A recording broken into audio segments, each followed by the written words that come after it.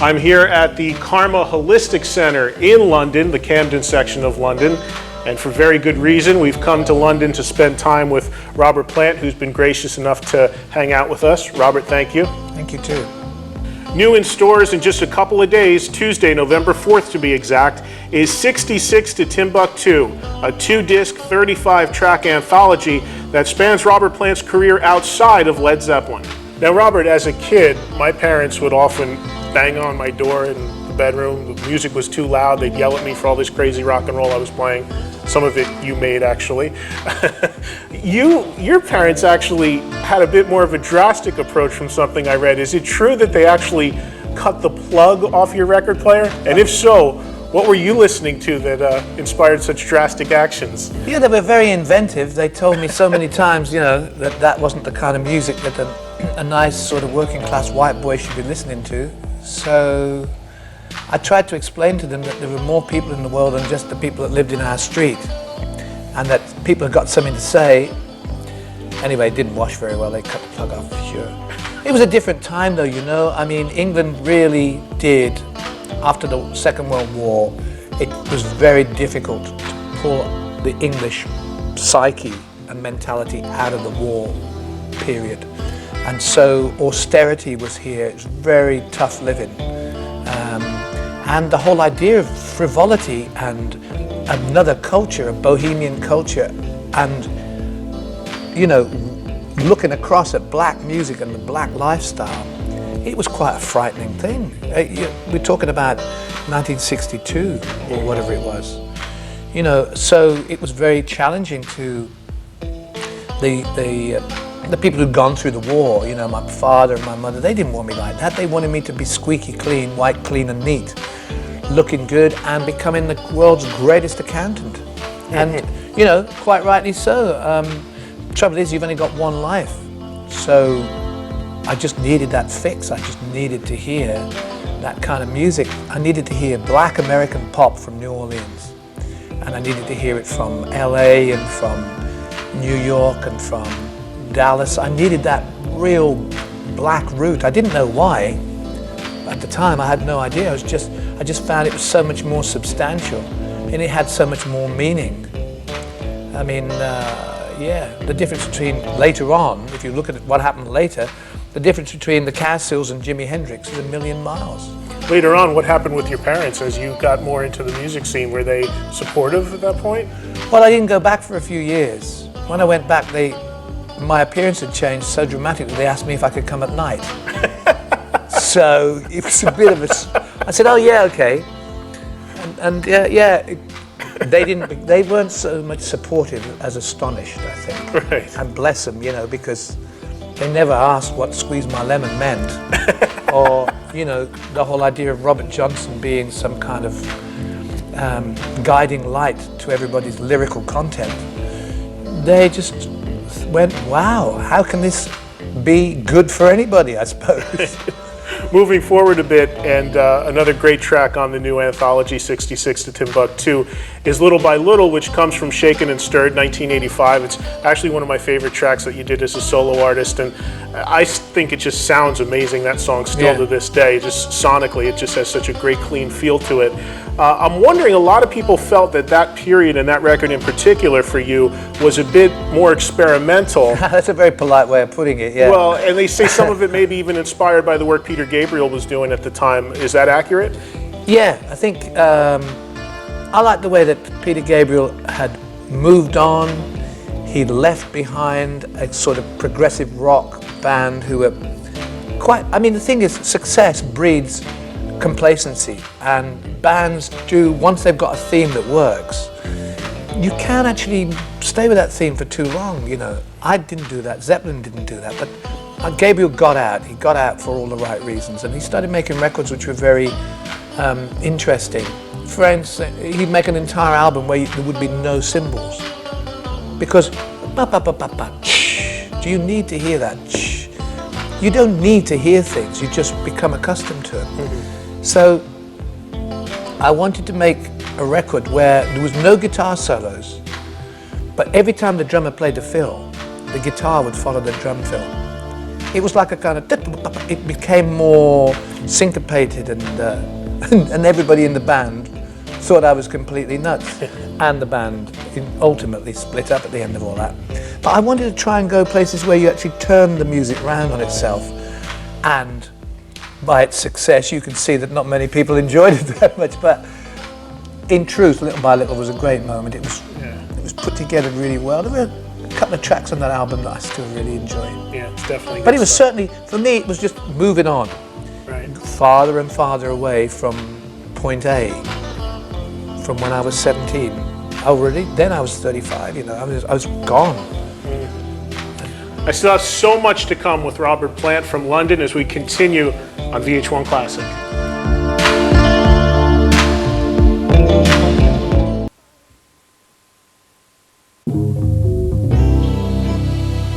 God, your dreams and Robert Plant is celebrating the release of 66 to Timbuktu, which includes all of his solo hits as well as a bunch of rare and previously unreleased gems. It's a true collector's item for fans, and you'll be happy to hear it arrives in stores this Tuesday, November 4th. As I continue here in London at Carmel Holistic Center with Robert Plant, just getting caught up on so many different things, so many different aspects of your career. I know one of the things I did as soon as I got here to London was hit the record stores because I'm somewhat of a record collector myself. Yeah. I hear that you also like to collect records, maybe rock and roll, rockabilly records, and are you somewhat of a vinyl junkie? Do you miss the old days of vinyl? I don't feel that they've gone really. Most of the records that you really want have already been made, the vinyl side of things. And some great releases that are coming out now, especially in Europe, I don't know about in the States, are pressed in vinyl as well. Yeah. So there really, really is a difference in the sound reproduction.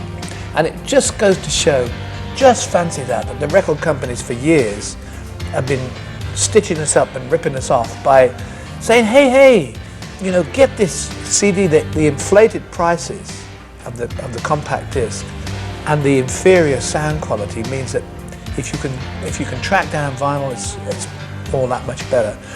I just inherited a record collection. Really? Yeah, and there's about 3,000 7-inch singles, and I'm going through them bit by bit on my record player off. You know, I've got two piles: keep, dump, keep, dump. And in England we have these things called record fairs.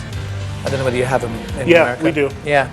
So, you know, I'm going to get myself a stall. I'm going to rent myself a house in the shade of the freeway. Oh no, I didn't say that. That's Jackson Brown. I'm going to get a stall and stick these 45s in there and sit behind looking disinterested. Are you really? With a woolly hat on, yeah. And try and get rid of, I mean, how many people want Pat Boone 45s?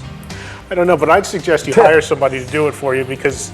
Oh no, I want to know what it's like. I want to communicate with people who are as obsessed as I am about, you know, particular periods of time in music. When you tour, is that an opportunity for you to get out there and visit stores? Are you always on the search? Yeah, there's dime stores still around the States, and here there are, people know what's going on now. I mean, you know, there are certain records, a lot of records, and particular labels that carry a premium price just because of the label itself, right. Which is great. It's great, you know. Right. You could do that, or you could take the numbers of railway locomotives as they go by. You know, that's train spotters, we call them over here. It's a sad thing. In England, the term is called anorak. Anybody who's an anorak is a guy who wears a coat with one of those hoods with a fluffy thing round, and they spend hours in the rain with a pencil and paper writing down totally useless numbers of railway trains and stuff, and the vinyl junkies put into the same category. Interesting. Sad, rather than interesting, actually. Going forward into your solo career again and talking about all the great music that is on the anthology 66 to Timbuktu, you've worked with a lot of different artists, some of them we've touched on already. One of the artists that you worked with as a drummer is Phil Collins on some of your solo stuff. I'm interested to know how Phil ended up becoming involved with you as a solo artist and what it is that you saw in his playing that you thought would make you guys a good match. Well, he and I were both at that time on Atlantic Records. He'd left, well, he was part of Genesis, but he'd got this whole thing going. And it was just prior to the release of In the Air Tonight, about 1982, 81. And he and I met because of our mutual friendship with a guy called Phil Carson, who was working at Atlantic Records at the time, who was a great catalyst and has always had a huge enthusiasm for music and for all the possibilities that could take place. And I met Phil and spoke to him, and he said he was such a big Zeppelin fan, and he knew I was cutting a solo record, and he wanted to hear the kind of stuff I was doing. So I played him one or two of the... I don't think in those days we really did demos that much. You know, we knew what we were going to do. There was no big, long process about making a record. But I played him some of the stuff, and he said, I can do that. And he turned up, and he was so on the ball, and so up, and such a positive force around the first two solo albums that I made. He was really, a great breath of very pure, clear whirlwind. And he later went on to perform with Zeppelin, actually. Was it at Live Aid? That wasn't Zeppelin, that was John Paul Jones, Jimmy Page, and me. Right. Yeah. But he actually played with you guys as well at that, right? He played in England. Which was an extension from the solo. He played in England, and then he played in Philly with Tony Thompson on drums. And then I think he did a bit of juggling somewhere, maybe did a little bit of prestidigitation somewhere in a nightclub. It was a full day for him. Yeah, I bet. And then he became King of England for a minute. And I love him still. Lots still to do as I continue with Robert Plant in London on VH1 Classic.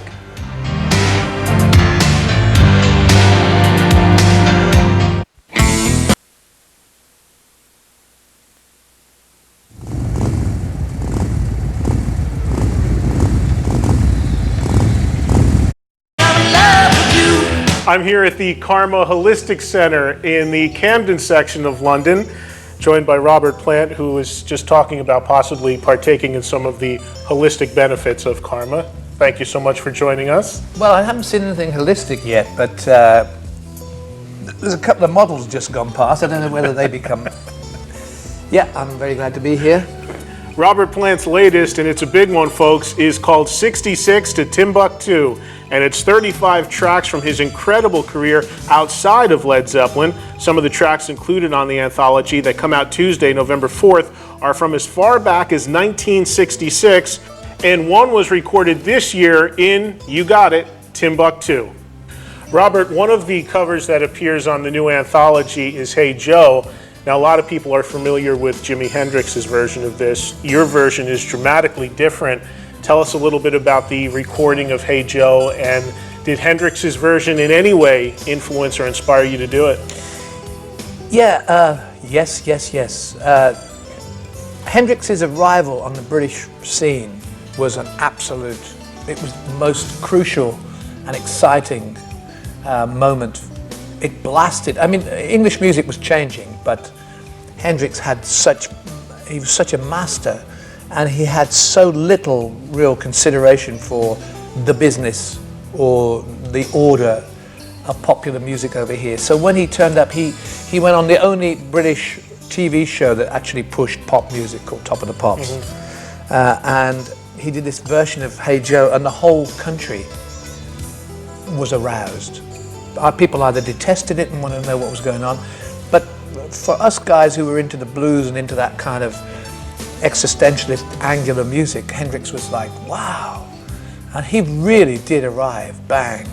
And he had a huge, profound effect on everybody.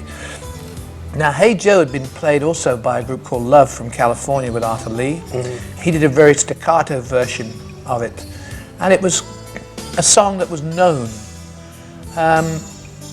It has a kind of checkered past, and to me it always sounded like, I mean, I recorded a version of it recently with Strange Sensation on the Dreamland album. It sounds like a kind of folk song, it sounds like a gallows pole. It's got a story, it talks about, I mean, the lyric is simple, but it's still effective, and it sounds like a Frankie and Johnny kind of tune, something about treachery and cheating and the bleeding heart and all that stuff. So yeah, it was a cool song to do, and we were influenced by Hendrix, obviously, because the bass line that he and Noel Redding play on the original single is right there. But the power and the machine gun-like techniques of Hendrix were very effective, and they had a great influence on the band of Joy. So much more to do as we continue here, talking to Robert Plant all day, hanging out on VH1 Classic.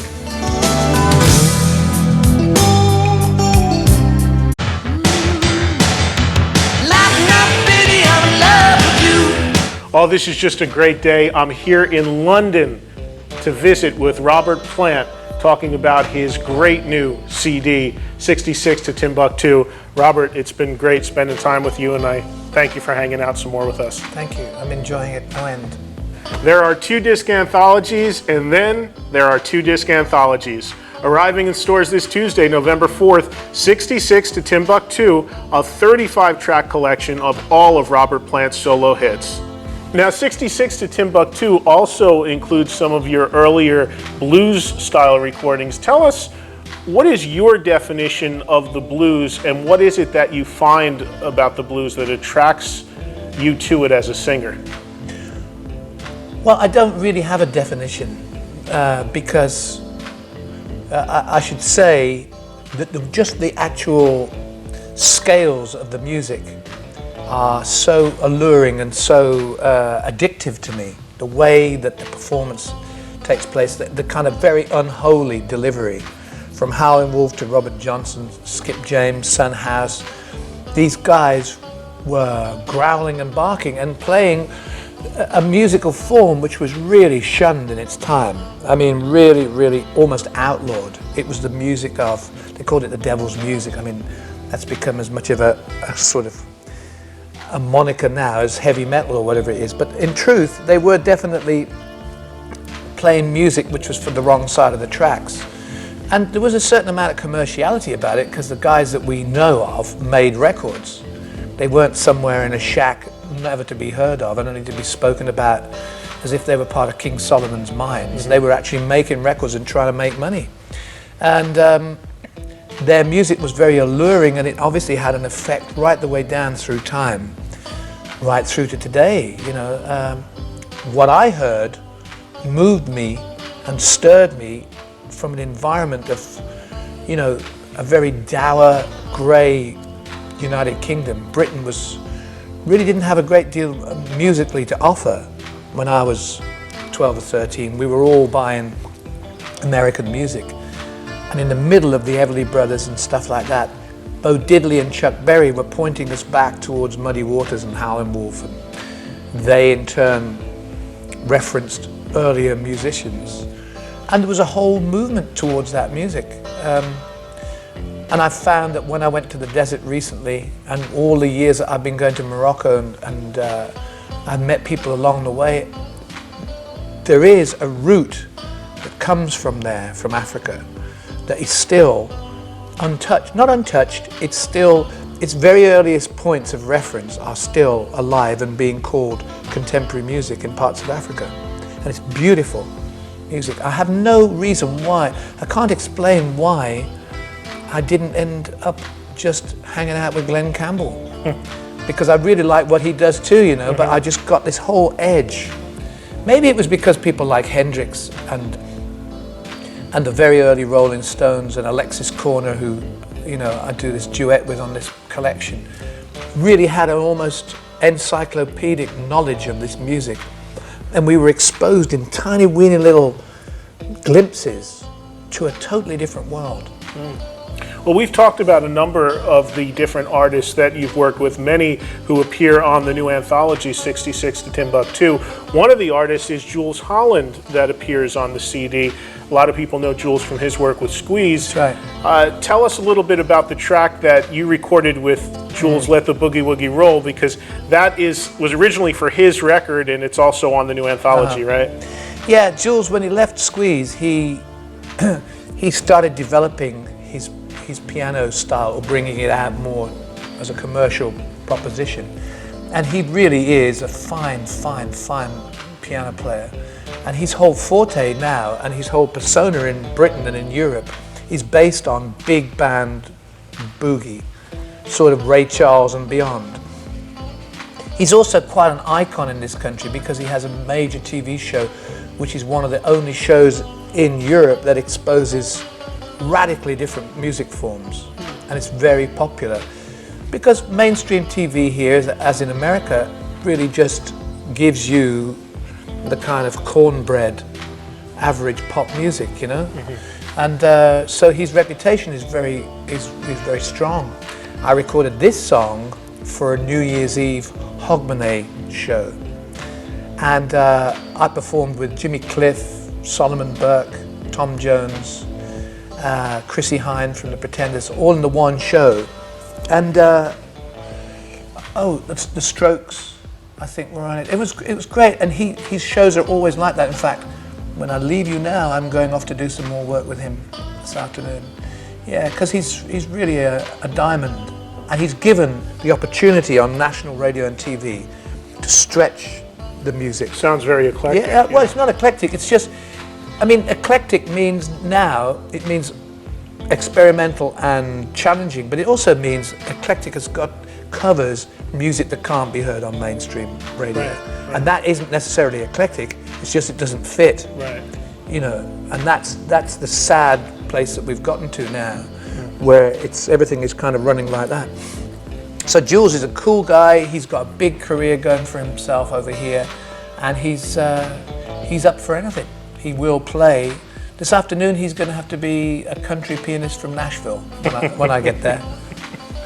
Well, much more to come as I continue with Robert Plant here in London on VH1 Classic.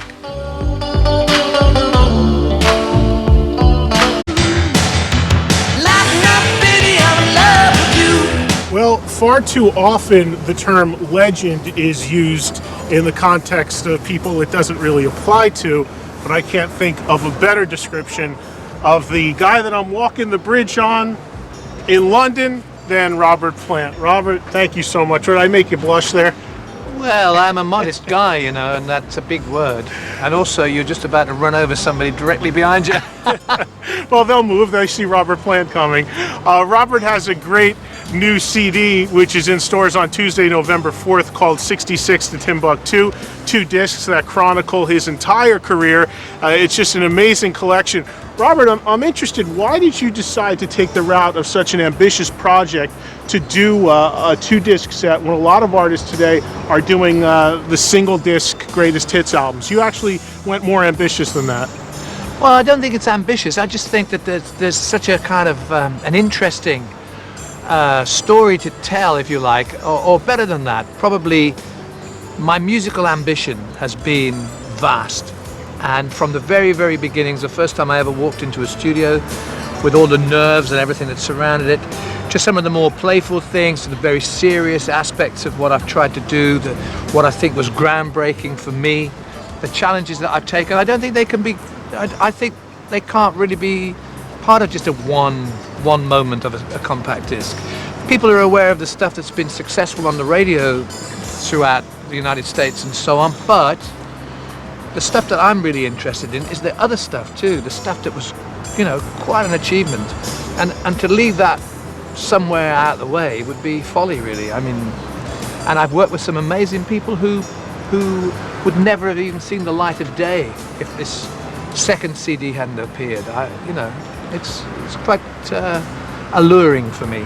Well, we're going to talk about a lot of the different people that you've worked with, as well as a lot of the great recordings that you've made both before and after Led Zeppelin. I want to get to one that you made called Manic Nirvana, and a track, Tie Dye on the Highway, which is on the new anthology, which is a great track.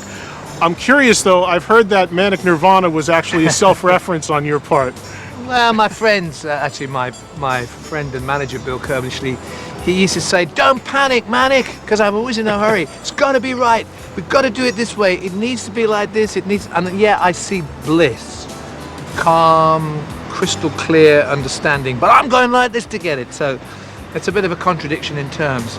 Tie Dye on the Highway was my gentle, somewhat humorous, in title alone, salute to the wonderful days, to the days when we thought maybe we were going to move things around a little bit with our youth culture.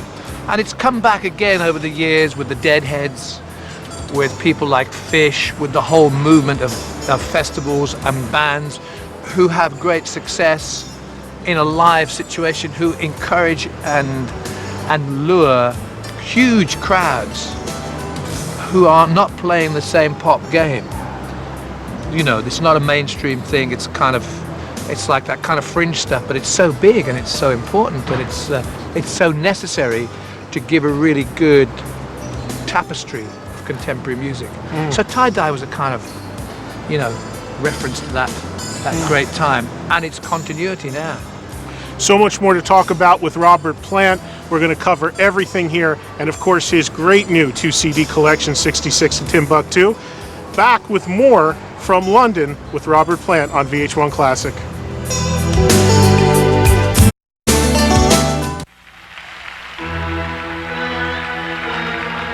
Good morning.